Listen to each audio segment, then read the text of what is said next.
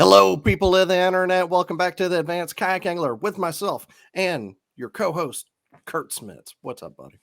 How's it going, man? Good. I'm still licking my wounds from the Harris chain from my poor decision making. God, no kidding, man. Me too, dude. Me How'd too. you end up? I didn't even look. I don't even know, man. I looked at the top guys, but I didn't even want to see where I ended up. Honestly, it was kind of a bad show for me. So After I peeled out of Florida, I never looked at Turning X again. I'm like, I'll see some of it on Facebook. But I know you're with Miller Tech, great batteries too. But I want to give a shout out to Z Pro. I put it on Facebook. Like I now have. It's impossible anyone has ever beaten me. The record for most miles traveled in a Hobie tournament, because that was the first tournament they've ever allowed motors. There's no way anyone has beaten 22.5 miles. no Like way. It was the dumbest thing ever. The fish were there, but poor decision. I shouldn't have went there. But well, if you don't gamble big, you're not going to win big. Yeah, and I don't want to get into it, but practice. The right fish were there. So, it is what I put all my eggs in one basket and then dropped the basket and did a flying elbow on it and just destroyed all the eggs. So, yeah, don't do that. Well, on to the next, though, right? You got to put those ones behind you. And hopefully you had a good time fishing in the 85-degree weather that they had. Yeah, the weather was great. So what's your next one? I'm looking at doing Murray. All right. I just gotta work it out, man. I'm trying to do, budgets are tight this year. I'm just trying to balance everything, and it's a little tough because I don't have a ton of people that I can stay with necessarily. So just finding the someone who's not staying a week, who's on my schedule, it's tough sometimes. Yeah, so I'm trying to hit Murray. I'd like to hit Murray. That's a really good lake. That seems like it would be kind of fit your style too. Yeah, for sure. Points, rocks. Mm-hmm. Yeah, I like Murray. I believe it. And it's got the right fish, so I'm sure it'd be fun too. All right, here we go. This week we're going to talk about rods. Me and Kurt were talking about what kind of show we wanted to do. And I've always wanted to do a show like just about rods. And then I posted a thing on Facebook asking, I usually do that with shows, either trying to get a guest or trying to find out who the best technique is. But I wanted to find out like what people thought kayak rods were. It was all over the map. Some people, I like short butts. I like long butts. I like big butts. Certain kind of guides, certain, whatever it is. So, I'm a free agent, Kurt St. Croix. And I'll go ahead and bring the other guys on. We have Drew Turner from Turner Rod Company, and also host of the Paddler's Playbook and like catcher of everything inshore. How you doing, Drew?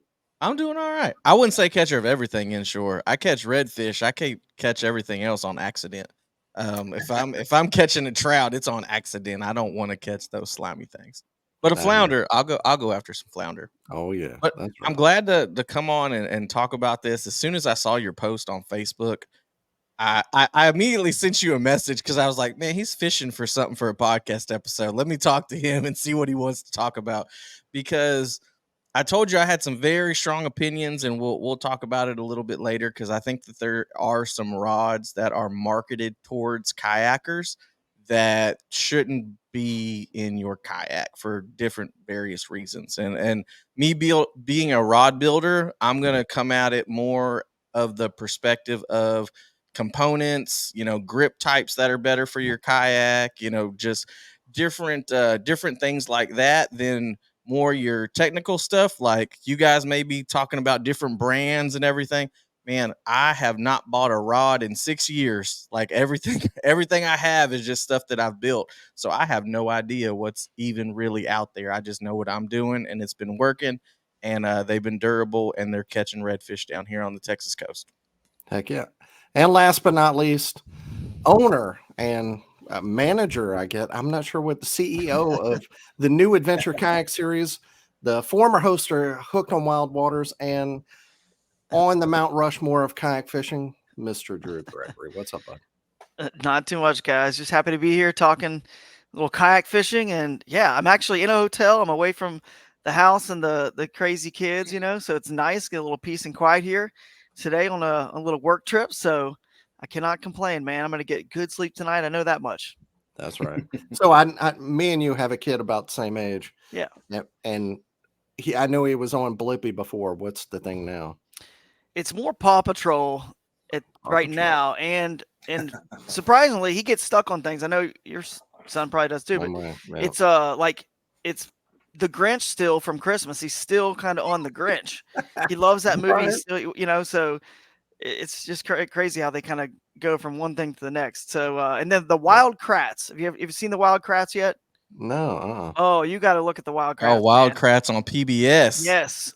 It's awesome. They have an episode on bass fishing, on bass and bass fishing, and they teach. It's a very educational show, as Other Drew.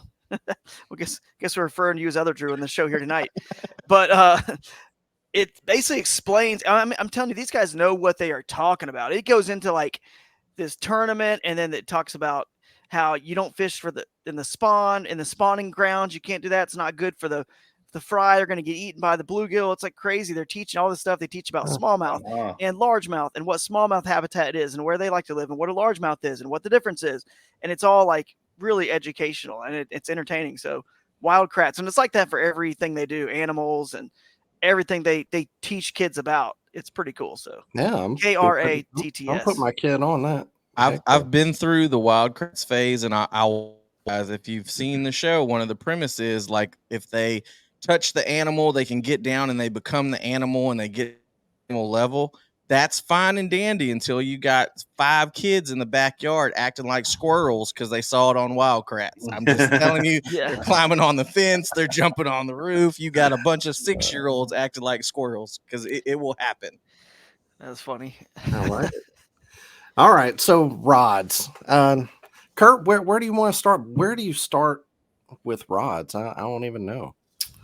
Well, I mean, we're going to talk about kayak specific rods, right? That's the idea of this, right? And do we need a kayak specific rod? I guess would be like the first question. Do we actually need one, or can we use rods that are already out there? I mean, obviously there are a lot of companies that are making kayak specific rods. St. Croix has a line.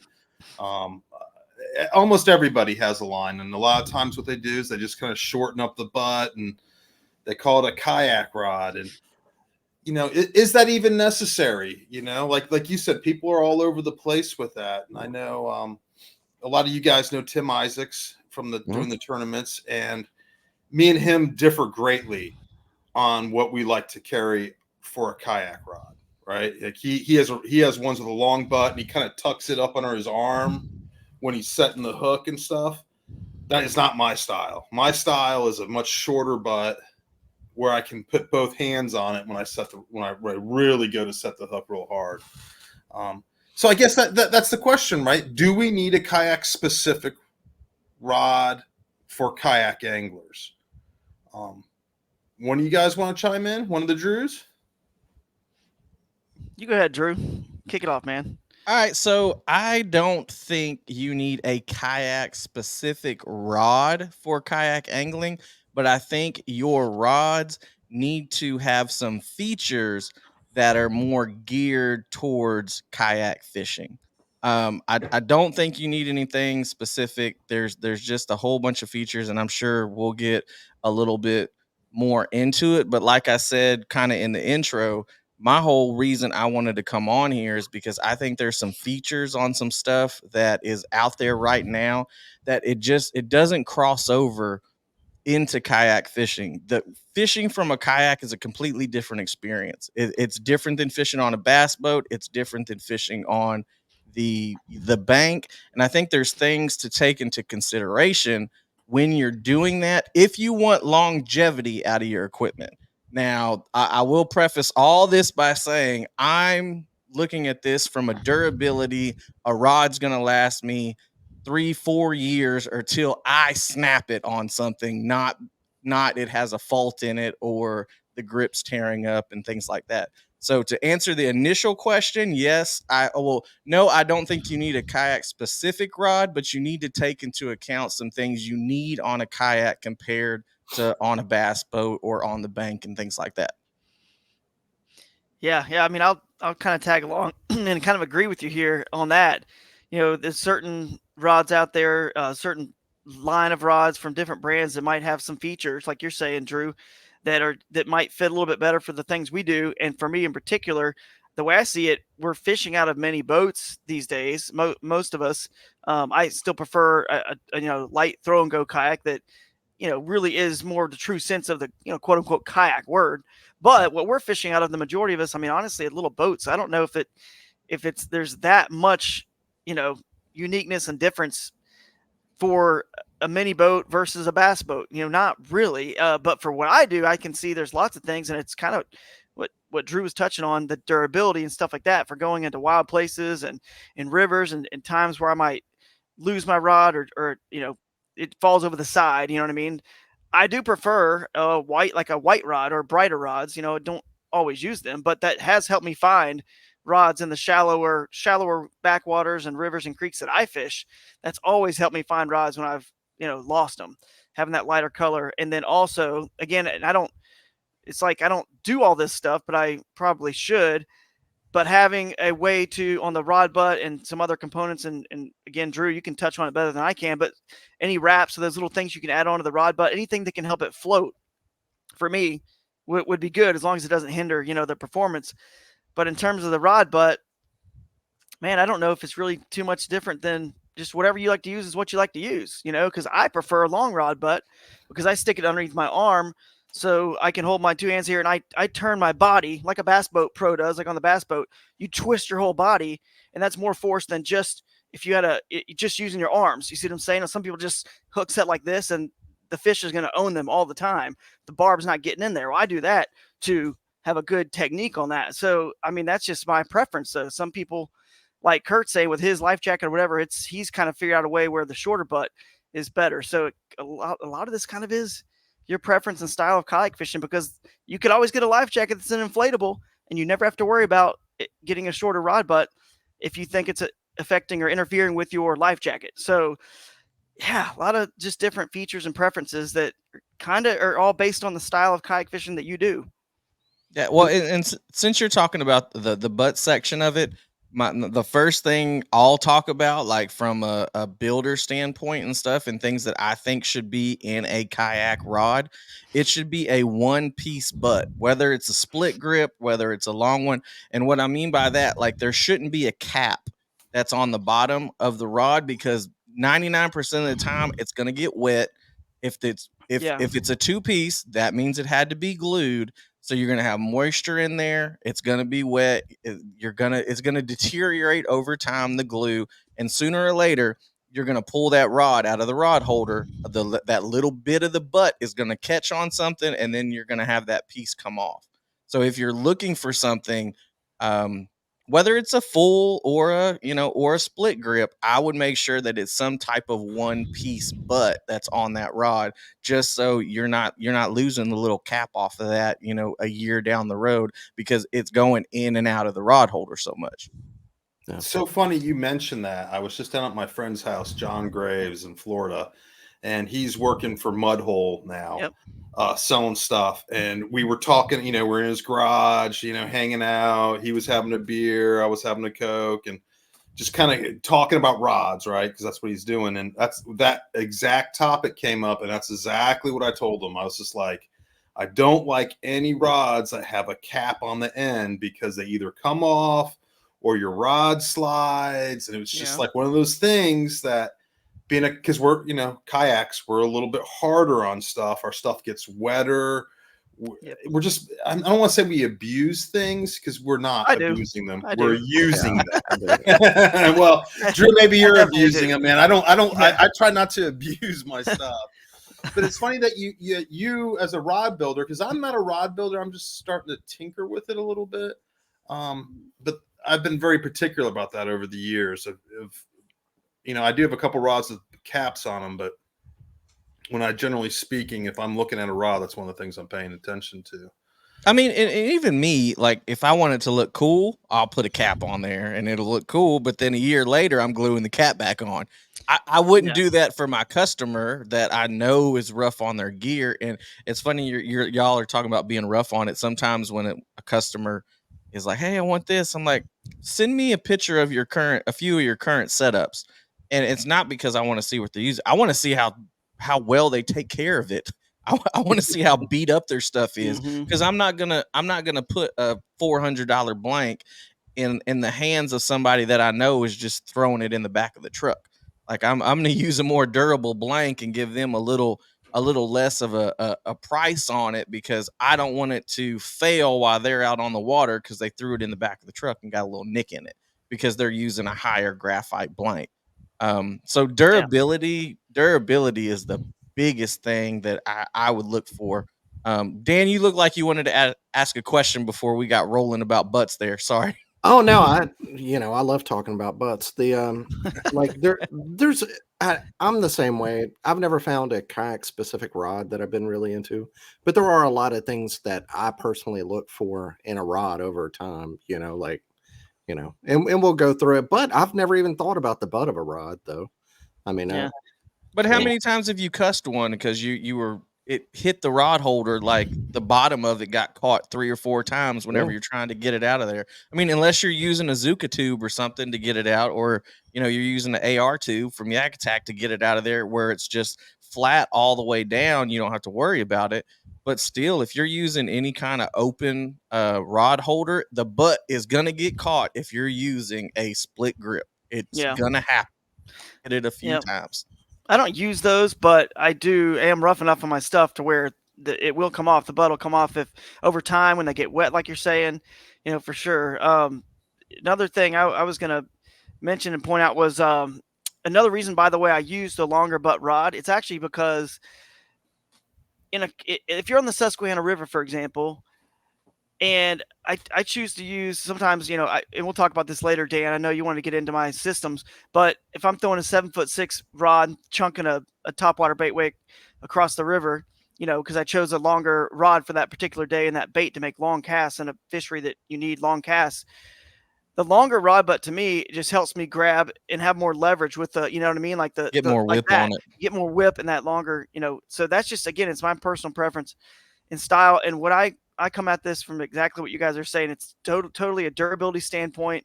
Part of it's due to my style of fishing. It's power fishing mostly, so you don't need the most sensitive, lightest weight rod ever. It's nice to have a lightweight rod just for how many casts you're doing, but it doesn't need to be the lightest and the most sensitive that's also more brittle. So I tend to so my priorities for my style. So if anybody's listening, watching this episode, and you fish in a lot of wild places, rivers, creeks, rocks, a lot of carnage happening, I would say that durability is crucial.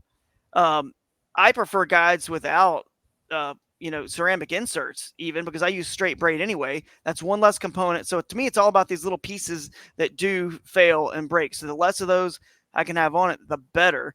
The color, like I mentioned, if I can get a rod that can float or put something on, some grip tape or something on the handle. Again, I don't do that, but that would certainly potentially help it float or be visible. That's key. And then, I think keeping it light, some micro guides are nice as well. So those are some of the things I look for, and also just not a super expensive rod, because I do break them and I do lose them. There's nothing you can do. It doesn't matter, unless you get an ugly stick, which we don't want to use something that's that heavy and not sensitive. They're going to break. So I just don't ever use the most expensive rods out there. Again, my style doesn't really need it either, for the fishing and the beating up and smashing around in rivers and creeks. So that's what I look for. Last time I was on a creek, I broke two $200 rods, and That hurts. Yeah, I don't like fishing creeks, man. Yeah. That's but I will say, whenever it's bait casting rods, I don't have I probably prefer a longer butt end section, but it seems like with spinning gear, I throw a lot of finesse stuff.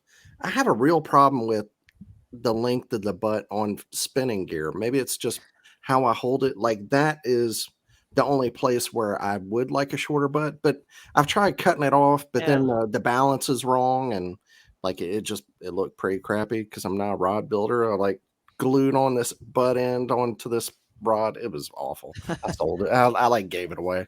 But I do prefer a little bit shorter rod for spinning. But there are some other things, like a lot of rods nowadays, they'll put the hook keeper below the reel seat, like down, if you have a split grip, they'll put it down and way down there. And then that doesn't And work you as can't put well. it in the rod holder. You Yeah. can't put it in the black pack. You can't put it Yeah. anywhere. Yep. Yeah, that is one thing that really, like, if there's a really good rod that I find and then the hook holder's in the wrong place, I'm like, well, screw that. I'm going to look at another one. That does upset me. And the ones that you buy, like the Fuji and all that, they're just, Cal Coast, they're good, but they're just not as good as like a good stable one, built Yeah. into it.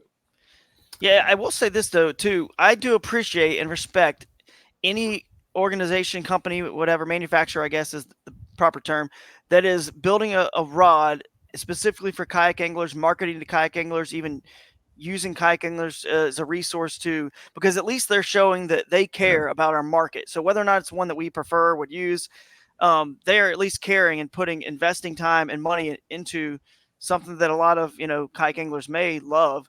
And I appreciate that. So I tend to like lean towards, all right, that company's like at least gets what we're doing, because we're a bigger contingent than I think the industry, bass fishing industry, if I could talk here, realizes. Because if you look at the numbers, there's about 9,000 fiberglass bass boats sold a year, and we sell about 500,000 fishing kayaks a year. Counting the big box store, $300, $400 that have rod holders. And I know, Kurt, we've shared those stats before, and it's crazy that. And I like to repeat them all the time so people can just understand how big our market is and why they should be. I mean, in reality, it should be more the priority for a lot of these companies, not some sort of afterthought. Who are these guys? But the TV and the marketing machine and the glitz and the glamour and all the hoopla, the media machine from the bigger bass fishing organizations tend to outweigh, because, it's a big deal too, obviously. And that's not counting, obviously, there's more than 9,000 brand new bass boats sold a year when you count in aluminum boats and other styles. It's not just, but even if it's 25, or even if it's 75,000, we're still way over every year, and that number just every year you can think about it just keeps compounding, more and more of us out there. So hopefully some companies are out there listening to this, and we'll take some notes here and maybe make a rod that, because I love what you said about that hook keeper. That's a good tip right there. Yeah. Yep. I'll say another thing. And whenever you're talking about, I the same way. I appreciate companies that are trying to make a good kayak rod, and like the St. Croix, I do the Mojo Yak rod. I do really like that they use the more of the wing grip. I do like, if I had one choice, I think all mine are cork or EVA right now. But if I had a choice, it would be the wing grips. I do really like that style of grip. Yeah. And yak rods. Sorry, go ahead. How long have you been using wind grips on the kayak though? Not that long. I mean, I don't have any rods that have it. That's my biggest pet peeve. I would never, and this is great that you said that you wanted one, only because you can tell the difference in preference from everybody. I would never use a wind grip on a kayak. And the reason why is you are only going to get 1.5 to 2 years tops out of that wind grip. As much as we put it in and out of rod holders, the moisture that it's going to get from your hands, and then it's going to get baked by the sun. I mean, baked.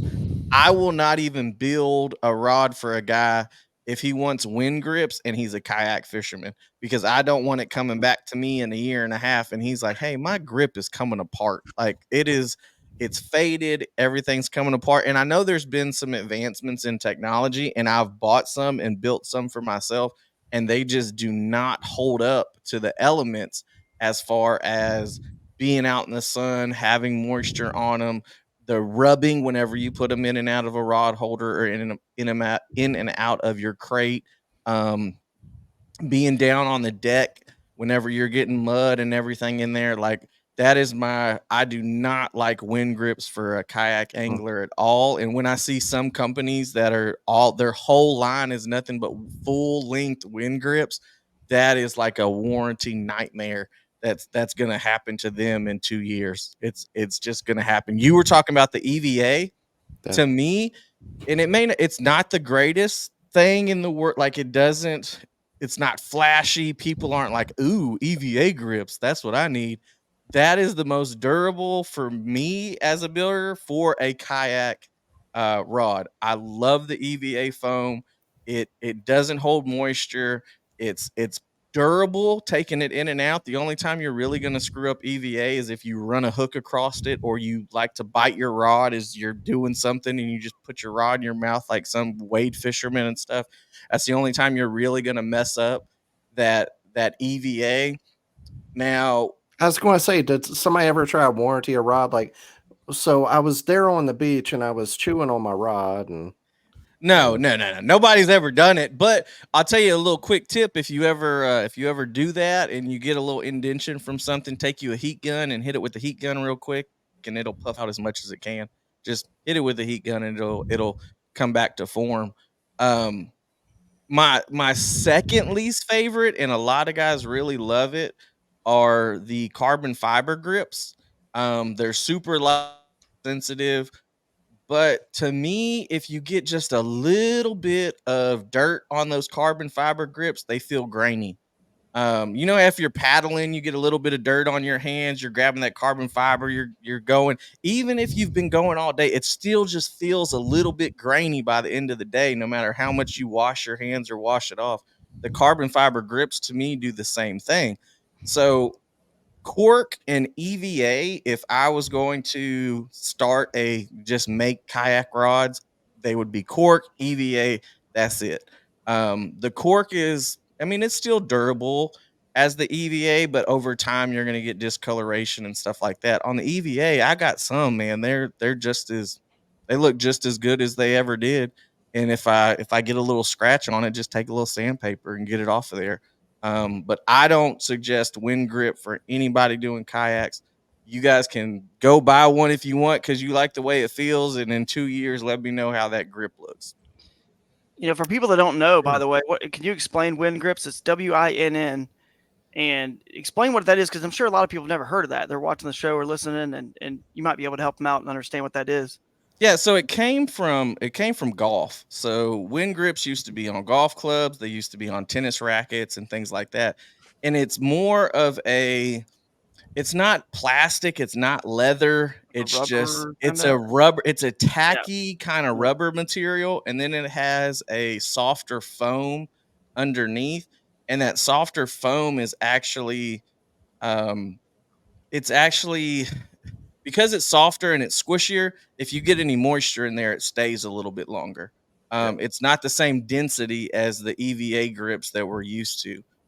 It also, underneath the tackiness, the initial layer, it's got almost, I'm going to say like a fiberglass, but it's not fiberglass, but it has like a cross section of different threads to keep the durability up.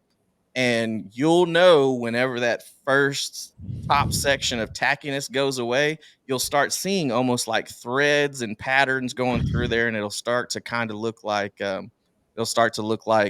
fiberglass. Like, okay, this is toast, because it's just going to keep coming apart and coming apart once you get to that. But it's like a tacky, plasticky, faux leathery type feeling. I mean, it's great if you're not gonna put it through different conditions. Like I have a doctor that is he loves it, and he has a bass boat, and as soon as he gets done with his rods, he puts them in the rod tube. They stay in the boat, like they're not out there in the elements or anything. I'll make as many as he wants for those, because it's going to end up being protected, and then it's going to go in his garage and it's going to be fine. Mm-hmm. But I know us as kayak fishermen, our stuff may or may not get cleaned by the time we get home, because we are beat. Like we may spend a whole weekend, and then by the time we get home, we get to the house and we're like, all right, I may not even take my kayak out of the truck before I go in and take a shower. It can just ride with me to work tomorrow. And it may sit back there for 3 days before anything gets washed or cleaned. Again, I can't say enough. Like, I just don't like wind grips for kayak fishermen at all. Well, there you go. But it's a great product. I mean, it's awesome if you're not seriously on the kayak all the time. So let me recap this. So far, we all have a different preference. We all like a different thing for a kayak fishing rod. So really, nobody's learning anything.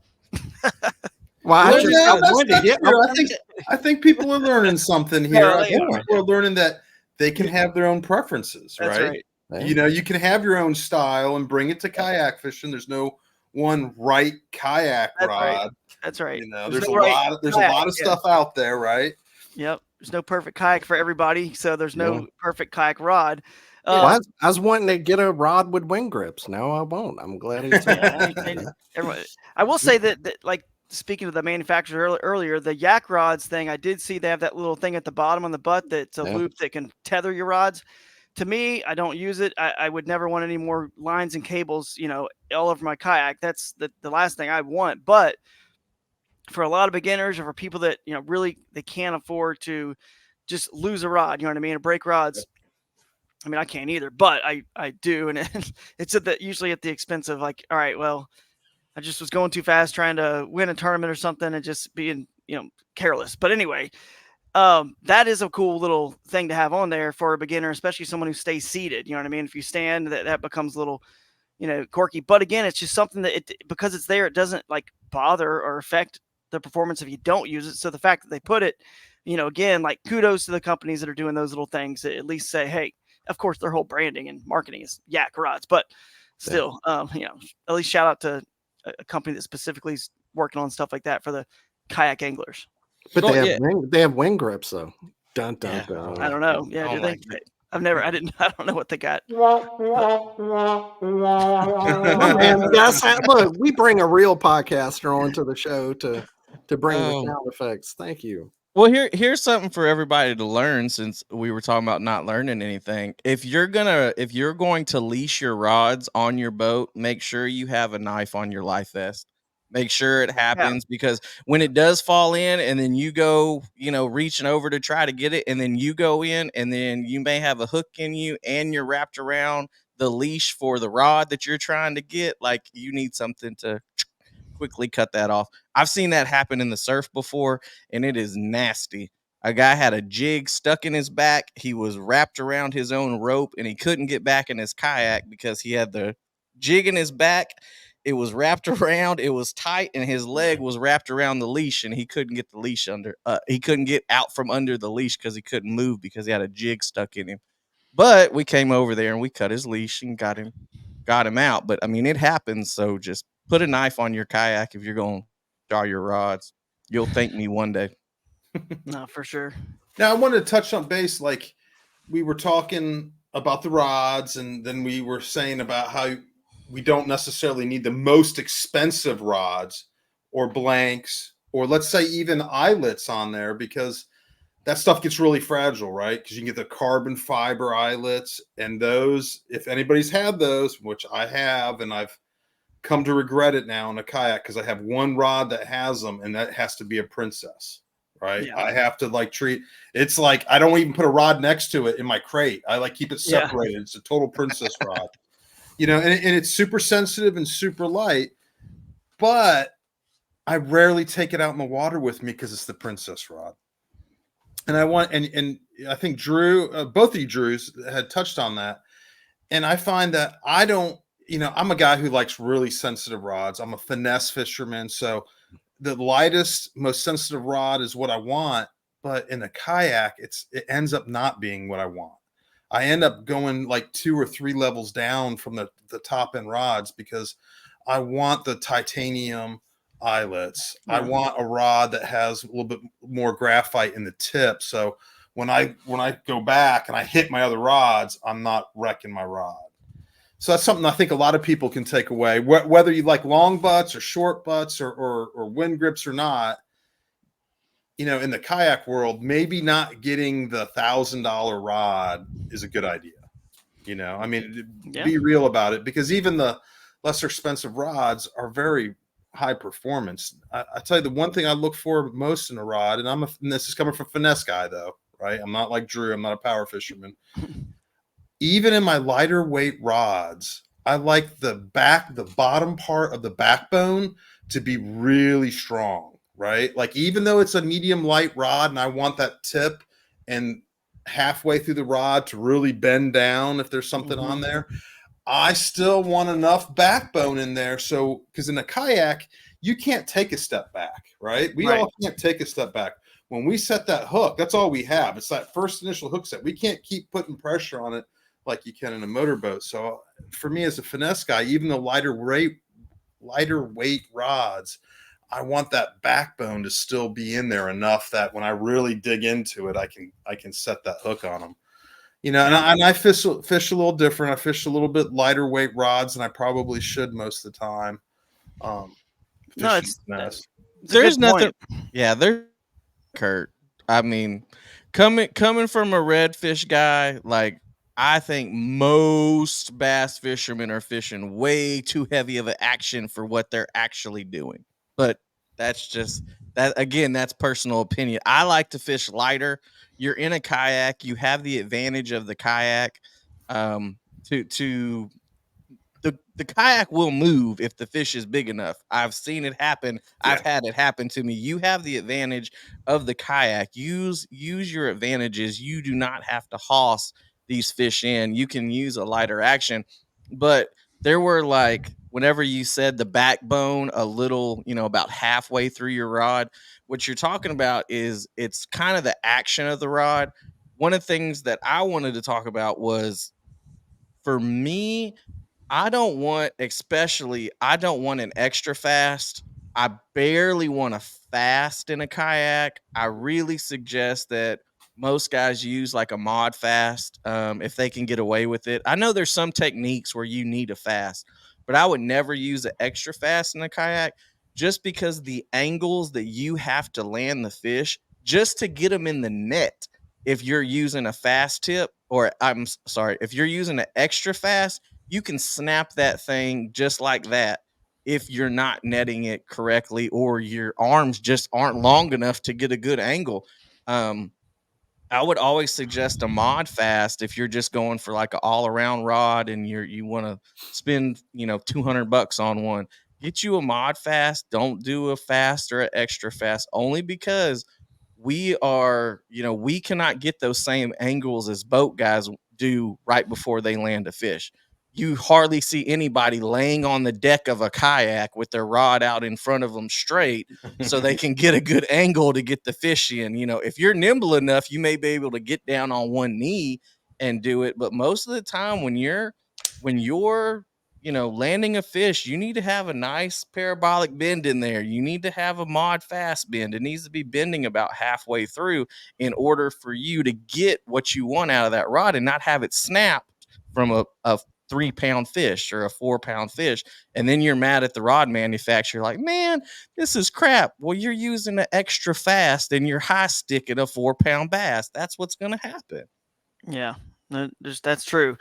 In the kayak, I will say this too, kind of what Kurt was saying. See, I prefer to use like a little bit heavier action, slightly that like every brand is, medium heavy is a little bit different. Some err on the side closer to medium, some are closer to heavy. I just tell people I prefer to go either one, action up, one weight up, I should say, and then or if it's a medium heavy, make sure it's a stiffer medium heavy than a normal, and that would be okay. Just because we are, we can't take the step back like Kurt's saying to get this. That's why the hook set's so important. That's why I use straight braid, in power fishing in the kayak world, just no stretch. We need to be able to bury that hook in there because a redfish, fortunately, usually it's a pretty big open area and you can hold the rod up and you can just play them out as long as you want. But bass fishing, especially when it's a tournament and the goal is just simply to get them in. I mean, we enjoy the fight for sure, but with the way their mouth is and the way that they can handle being, because sometimes they're going into the rocks or into a log or whatever. And so anyway, I always go up a level. Plus, we're moving forward like like a bass boat guy, say his trolling motor's on high and he's going down the bank. We're power fishing fast, creating slack the whole time as we're moving or pedaling forward. Kurt and your Hobie, for example, you're going, we're creating that slack. And unfortunately, that's going to hurt our hook sets because we can't take the step back like Kurt was saying. So I think it was a good point you made on that, it needs to be solid at some point, pretty darn solid, even if you're using that medium, action, because you got to really at some point really give it to them because we can't just crow hop back, and just hammer them like you really should, especially if you're using mono or fluoro that's got some stretch. I mean, your form has got to be incredible as a kayak fisherman to learn how, because again, think about it, you're not trying to catch a 12-incher. You can penetrate that membrane of a 12-incher's mouth easily, but we're trying to catch the biggest. Your tackle always needs to be for the biggest of the species you're trying to target, not the smallest or the medium size, because don't we want to catch big ones? So I always tell people, like, yeah, you might be able to do that, but think about what happens if it's 10-pounders there. Your form, and we probably should do some classes someday on form, like with hook sets and stuff, because like it's like golf, every golfer has a different swing. They're all unique. We all have our different personalities with casting and hook setting, but there's always one common thing that's true on a golfer's swing, right? They always have the right proper lag angle. They hold it to the last minute. They're always in the slot. No matter how they got there, they're always in the perfect slot to hit the ball, right? Square. So for us, we might have different hook set styles and forms, but a few things have to be true. Is the travel from where your bait is, your rod's pointed at the fish and your line's straight with the fish. The amount of travel from there all the way needs to be 12 o'clock to 6, as much as possible. Because if you just go from 12 to 3, that's weak. You're not driving any barb through anything, especially not a 10-pounder. So that stuff's got to be, talked about a little bit more in the, I think, kayak fishing circles. And then, of course, it applies to rods and the whole setup, line, everything. And I agree with you. Whenever I was talking about most guys, like they use too much, I'm thinking more on the recreational side, because whenever I go out and it's just for fun, I'm using medium lights with everything. I'm using medium lights, but on tournament day, I'm using medium heavy with 30-pound braid. Like there is a difference between what I'm using tournament day and what I'm using out there fun fishing, because I want to get that fish in the boat as fast as possible, especially for us redfish guys, because we're still doing live weigh-ins where we're putting them in a little tank well in the back of the kayak, so we want them to be as fresh as possible. So I will use a medium heavy on tournament days, but when I'm fun fishing, everything is a medium light, and it's a light medium light, like really really light. But I also don't care if I break it, because I'll just build me another one. Yeah. I err more on the side of Drew, where like if there's a choice, like if I'm right at the edge of medium heavy, I'm going to err to heavy, because for me, maybe I just don't have, I don't have enough power, but I don't have a strong enough hook set. I just know that about myself. Like I don't, some people like really, give them hell, but I've never had that super strong hook set like a lot of people. Like I don't, pull them out of the water sometimes. So I've always erred, not spinning, but on the bait caster is always just that little bit heavier power. Your game. I like it. Your game. Yeah. And I'll say with guides too, how y'all were talking about, choices of guides. It's hard to find a rod that has everything, but I know for me, I try to find, they weigh a little bit more, but the double-footed guides rather than just single-footed, because like there's a lot of, like I've used Falcon rods for years, and they went overseas. So I'd use whatever now. I heard Jules making the same rods they used to in the US. I need to check those out. But yeah, I do prefer a double-footed guide. Like Evergreen makes some good ones. The old combat sticks, the new combat sticks, he went single-footed guides, but the old ones had double-footed. So I have a few of those, and that's a great rod. But double-footed guides, that's what I look for. Another thing too, and that we've touched on base here, but we haven't really dived into, is we're talking about rods and which rods we like and the actions and stuff, but it's so much more than that, because a lot of it's the line. Yeah. Right. A lot of it's the reel speed of the reel we're using, and all the way down to the hooks. Like I know that I like a light wire hook, because to get that extra penetration, but I'm really picky about my light wire hooks, because as soon as you get light wire hooks, some of them are really flexy, that you get a big bass and they'll open that up and then they'll be able to pop off. Right. So I'm very particular about that. And then I use a lot of braid, because I feel like I'm underpowered sometimes. So I'm almost all my setups have braid because of that. I have very few setups. I have like one setup that has um, something other than braid on it, and it really depends what I'm fishing and what that's going to be, because I changed that one reel out, line out in that reel, and it's kind of a rarity because I'm always using braid on there. And I think that's something that you have to weigh and play with to find what's the right combo for you and your rod. Like, do you guys use leaders? I mean, some people don't use leaders because they're using a little bit wimpier rod, or sometimes they're using a longer leader and a stiffer rod, right? They'll use a heavy rod instead of a medium heavy. Yeah. I kind of want to hear what you guys think about that, because I feel like those details are like, they really play into how your rod feels and how much performance you're going to get out of your rod. Yeah. I'm going to be a terrible one to ask for this because I use 20-pound braid or 30-pound braid, and I use the same jig heads all the time like that. But it's different because I'm sight casting most of my fish, or I'm seeing feeding fish, I'm seeing active fish. I it is all in the connection, and it is, everything's intertwined together. But I just I think we overthink it way too much. Like, I really do think that we overthink what we're doing out there way too much. If you have a rod that feels good with the application that you're doing, just use that rod Yeah. for, if it feels good to you, then use it. Like, I really do think we spend too much time specializing rods now and specializing different techniques instead of just going out there and trying stuff and seeing what we like, because all four of us have already talked about we all like different stuff.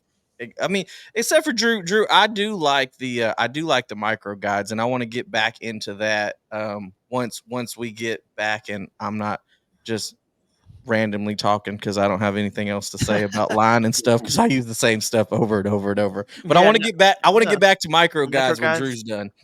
All right. Well, yeah, Kurt, I think you made a good point, and obviously this is, this applies to just fishing in general, but like, you definitely have to match your whole setup. So if you're saying you're using a light wire hook, for example, Kurt, then you definitely need to understand all of your equipment because it all works together. So you can't have your drag cinched down tight. You can't, let that fish make that just surge without giving to him and loosening the drag. If not, the hook is going to straighten out. You're going to lose the fish, or the line's going to break. It all works together, and it's definitely a discussion more. It's probably just applies to all of like fishing, wherever you're fishing, bank, boat, kayak, whatever. But I think it is slightly more heightened. Being in a kayak, everything kind of is a little bit heightened. We can't run down the bank. We can't, run to to one side of the boat or the other to correct a mistake. There is no. All we can do is give line to them quickly. And if we forgot to loosen that drag, there's nothing we can do but try to do it quick as possible, or strip line where, on the bank you can run, or the bass boat you can run, and then do that while you have a little bit more time. So it's heightened a little bit. So I like that point you're saying here about just the weakest link in any, chain, right, is well, the weakest point in any chain is the weakest link, is what I'm saying. So the same thing with our whole setup, rod, reel, line, all of it. If one thing is off, that's going to fail a little quicker than it would have if everything was paired perfectly together. So it's just a little bit more heightened on the kayak. We got to have it dialed really, really well. Again, if you're just trying to be perfect and not lose any fish, and it may only matter to that tournament angler, not so much the rec guy. But I think this show certainly caters to a lot of those fishermen. And if you're a rec fisherman, don't you want to catch as many fish as possible too? So I think it probably applies to them as well. Yeah, and this show's named Advanced Kayak Angler, but if you're just getting into kayaking, like, you can just, these aren't things like you need to be worried about going out your first tournament or just getting into Yeah. kayak fishing. It eventually, the longer you're into it, it becomes a whole system. Each, from the hook to the all the way to the reel, and everything in between becomes one system for each technique. You don't have to worry about all, because I remember getting into fishing, like, really deep into bass fishing. It was kinda overwhelming. and it's not. It's intimidating. Yeah, It's very It is intimidating. intimidating. It is. Go out for a there lot and of people. grab a bait that you like, grab a medium heavy rod and have at it. And eventually, these are things that you'll figure out over time. So if you're starting to get a little overwhelmed, it's okay. Just have fun with it, and you'll figure it out over time. I Yeah, caught years plenty better. of fish before I figured all this stuff out. And Yeah, I'm still don't learning. let the marketing get to you, because Yeah. they're marketing to you, and they want you to buy new products. They don't want you to feel comfortable with what you have. They want you to go buy what they're selling and what's new. And I don't know about you guys. I've been kayak fishing since 2006 is when I bought my very first kayak. I started feeling comfortable about 2017 is when I was like, okay, I kind of got it down. I know what I like. I know what I want. Like I've got this kind of reel that I feel comfortable enough where I can give other people advice about it and everything. I mean, it took a good 11, 12 years of trial and error and just getting out there. And I've been like you're saying, overwhelmed, just like, oh man, well, I would just catch more fish if I had this. I would just catch more fish if I had that.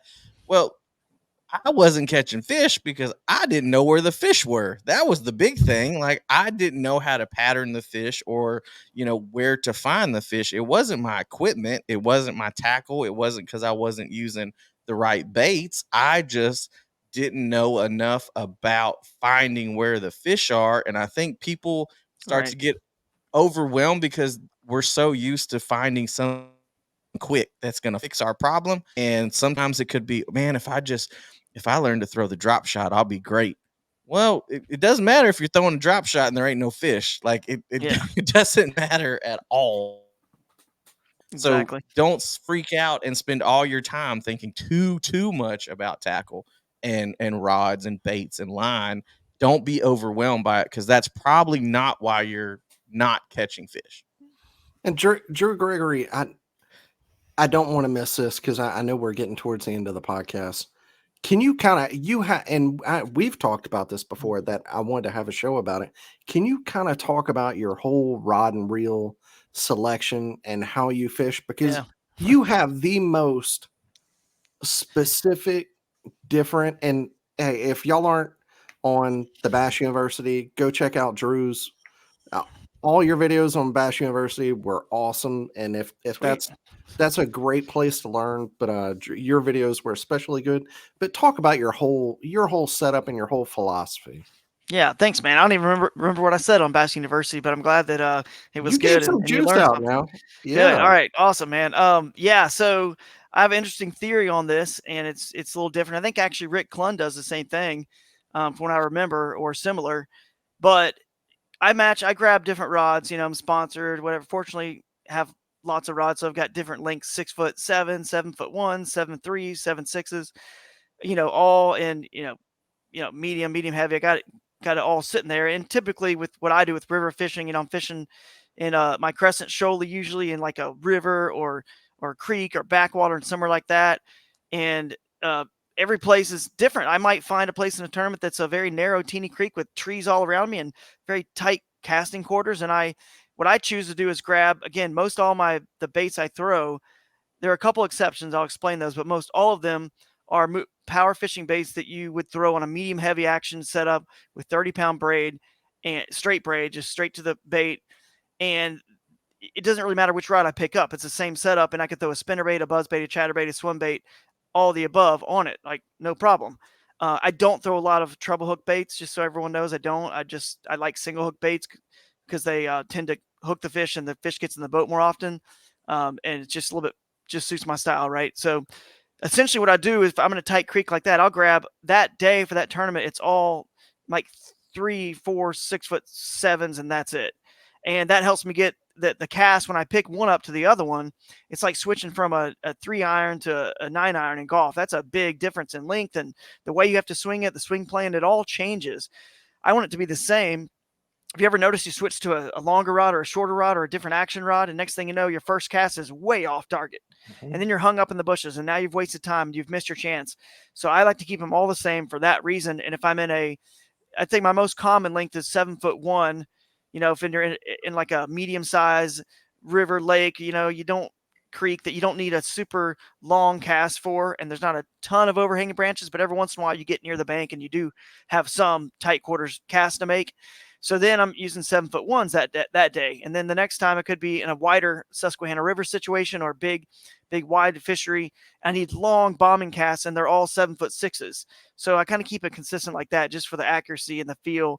The only thing that I said there's an exception to the rule, and that would be if you're punching, for example, and you need a heavy action rod, a longer, 7-11 or whatever you prefer for punching and stuff like that, or even a heavy action for flipping in some thick timber wood. There might be, or frogging. Let's say you frog with a 7-foot-4 heavy.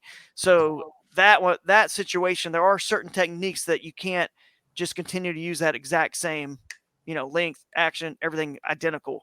And that's just kind of specific. Spinning rod, for example, you can switch and do finesse stuff. But my goal is hopefully to never use a spinning rod during a day. It's the same thing as I've heard you say this before. Yeah. The Cobra One, Bryce DeChambeau. Yes, Bryce where DeChambeau. all of his rods are exactly the same length because, they have different lofts on them, but he's comfortable with that.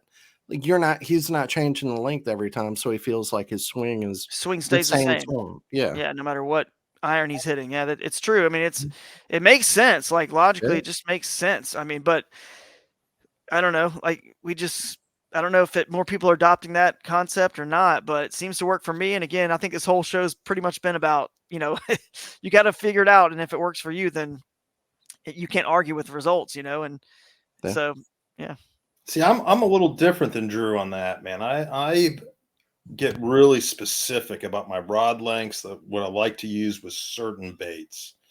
Like if I have a jerk bait on there, it's a shorter rod, it's sub 6 foot, it's sub 7 foot.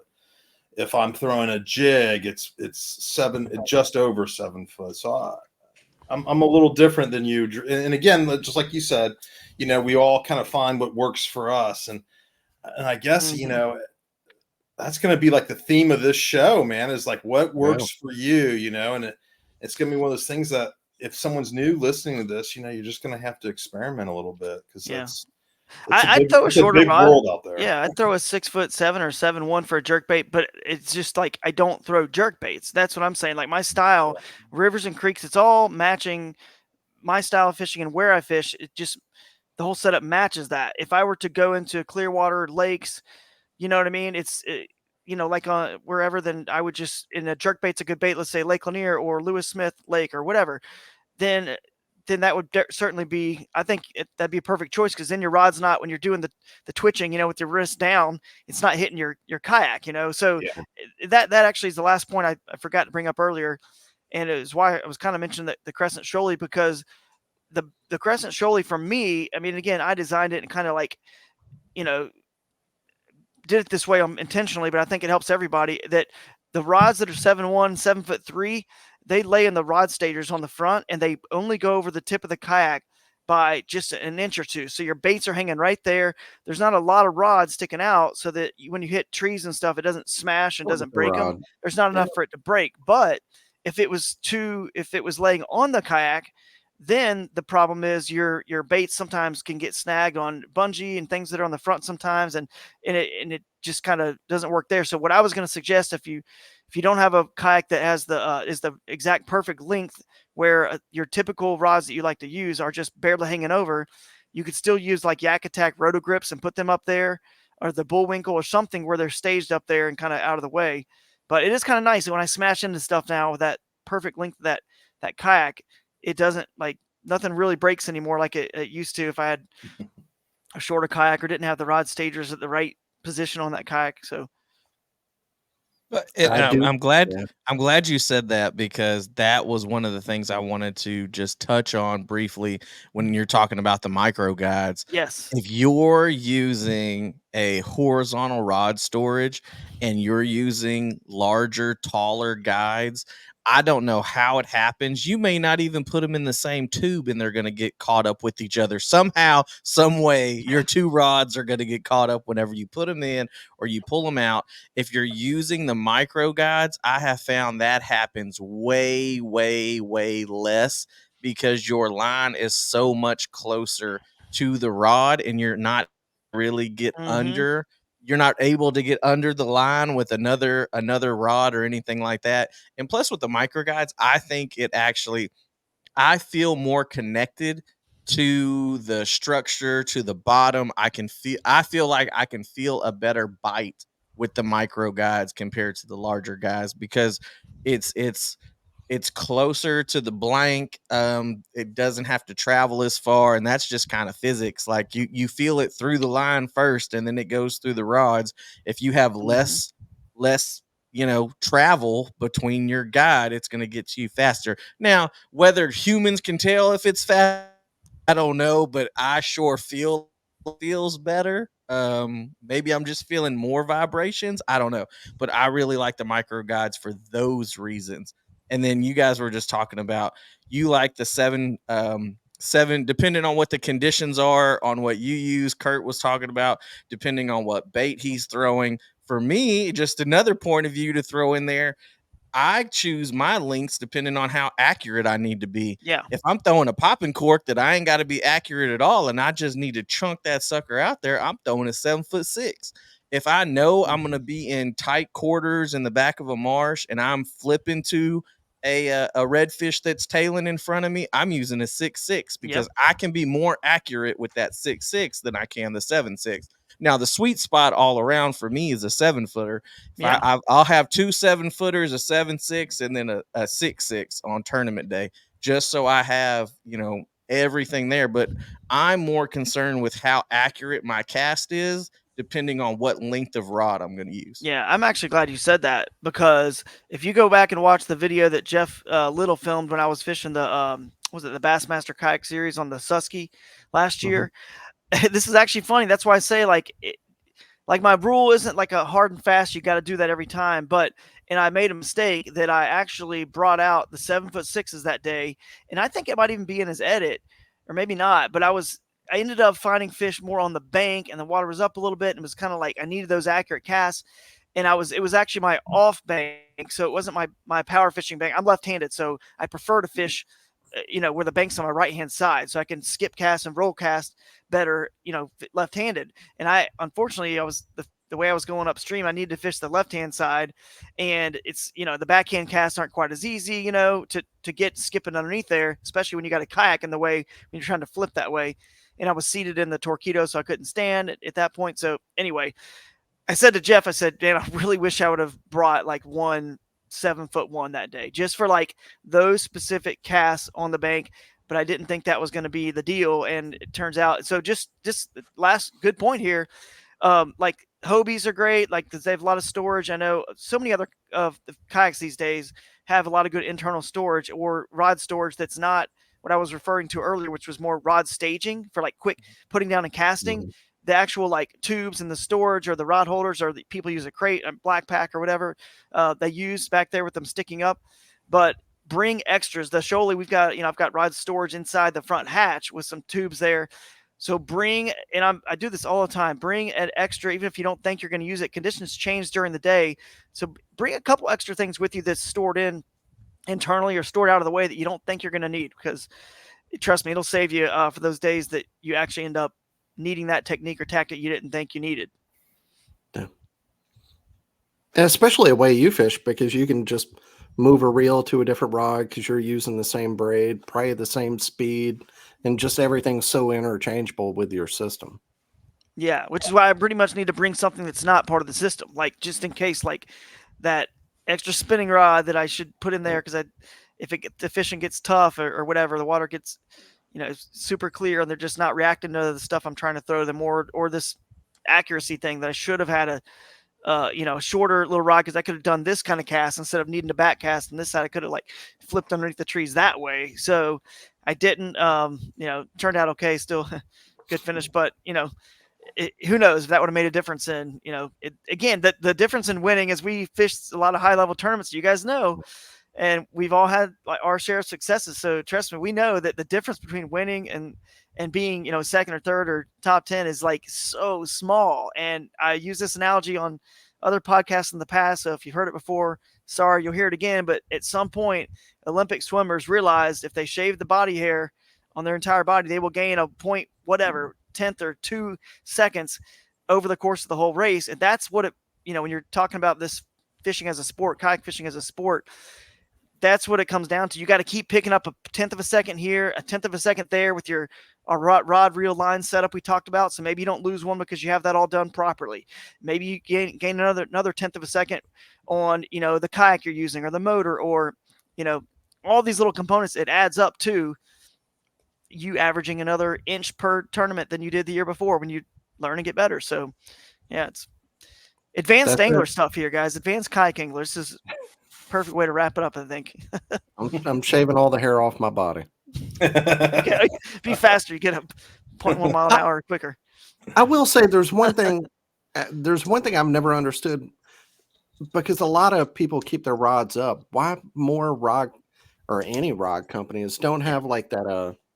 The reflective material that you have on PFDs or like safety vests or whatever. Why more isn't on your rods? Because they're sticking up, especially at night. It seems like that really that would just be a pain. Yeah. That wouldn't, you wouldn't even have to have like a big change in the rod at all for that. You could put it into the gloss. And I'm in this, but I just wanted to talk about that really quick. That was a talking point I wanted to have. Drew was about, he likes able to see it. Thing about a white rod too is it's going to be painted, and if it's painted, it's going to have a gloss on top of the paint, which is going to give you an extra layer of protection. If you're going to buy on a rod, I know that the unsanded, I'm going to say the sand, because they don't have a gloss coating on it. It's got a pure graphite. Those look awesome. I love that the way they look, because then everything else pops on them. Thing about that is a lot of graphite, not very much resin at all. If you just happen to drop jig head kayak and it nicks one of those, you could break it on the set. Whereas have something that has a paint, it may be a little heavier, it's going to be a little bit more durable of a rod, because you have 2 extra layers on there that the graphite has coverage from. So that's my last little tip of the day is, if you want to get a painted rod, get a shiny rod if you're kayak fishing. I don't care what color it is, just make sure it's got some kind of gloss or coating on there. I'm not saying you're going to break a rod because you don't have it. I'm just saying, if you're trying to take everything into consideration, get one that's painted, get one that has a little bit more resin in it. Don't spend $500 on one, because that's the difference in the high dollar rods and the little cheaper rods. It's not that, it's the actual components. Most of the components are about the same amount. Looking at maybe a $30-$40 difference in between your carbon fiber or titanium guides and then your regular guides. But the actual blank itself, the higher you go up, the more graphite is in the rod, the less resin. The lower you go down, the more resin's in the rod, the less graphite. You got to find that median that, you're, whatever you're going to tear up, you need to find, you need to go up and down that scale a little bit. Find that sweet spot. That's a good point. Yeah, they're a little heavier if they're painted and have the resin, but that's okay. You know what I mean? Like, I think it's worth it to have that durability. Mm-hmm. Yeah, I wouldn't have known that added to durability, so appreciate you saying that. Yeah. Learned something on that. All right, it's been over an hour. We don't want to keep you more. Mr. Turner, where can everybody find you online, man? You can check out Turner Rod Co. if you're looking to get a rod. I do a lot of saltwater rods, a lot of inshore rods. If you want a bass rod, I can build you a great bass rod. You just got to be a little more specific on what you want. You tell me you want a rod for paddle tails and flounder, I got you. But if you tell me you need something for this certain crawl and everything else, I'm gonna be like, okay, what length you want? What else you can build you some bass rods as well. But I mainly do saltwater stuff. And you can check out the podcast, the Paddler's Playbook, and the Empty Stringers podcast on the Redfish Network. If you just search the Redfish Network, you can find both of those shows there. Instagram, Facebook, all that good stuff. Just check out the Redfish Network and I'll pop up. Good deal. Mr. Gregory, tell everybody about the first kayak adventure series coming up. Yeah, kayak adventure series is going to be pretty cool, guys. I'm still fishing tournaments myself. People have asked me that, but I won't be fishing as many. You know what I mean? I can't have quite the full slate I've had in years past. But the kayak adventure series is going to be a lot of fun for you guys to come and enjoy and bring the family along with you. It's more of a laid back. It's a festival style, tournament. Well, it's a tournament / festival, so it's a little bit of both. And the first one's going to be in Georgia. It's called Shoaly Palooza, May 3rd and 4th. You can check it out at kayakadventureseries.com. But it's interesting, man. It's a whole other podcast that we'll have to do again. But it's interesting that in the sense that it is a whole different format. It's if what we do on that higher level, elite level of kayak fishing competitive is it's pavement racing, whatever you want to call it, asphalt NASCAR racing, then we're dirt track. You know what I mean? Or hardcourt volleyball, and we're sand volleyball. It's the same sport, but it's super, super different. Low cost of entry. A lot of just rules that just let you really get out there and utilize whatever form of kayak fishing you prefer, whether you're motor, electronics, lake angler, or river, creek, backwater type. Lightweight, small kayak, and a few rods angler, and they all kind of clash into one, like the UFC. Who's going to win? Jiu-jitsu, boxing, kickboxing, Muay Thai. It's kind of like that coming together, and hopefully it's just going to continue to rise all the tides of kayak fishing, and we can continue to get more people in the sport and grow every single level of kayak fishing, because that is the goal. That's right. So come catch a shoal bass. Shoaly Palooza. Yeah. Come catch one. There's six events, by the way, across the country. You guys can check it out. I'm not even that far. I've still never. No, you've got to come to the Shoaly Palooza. 2-man team division. You and Kurt. You guys just team up. Come roll over there. Try to take on Lance and Tim. They're in it already.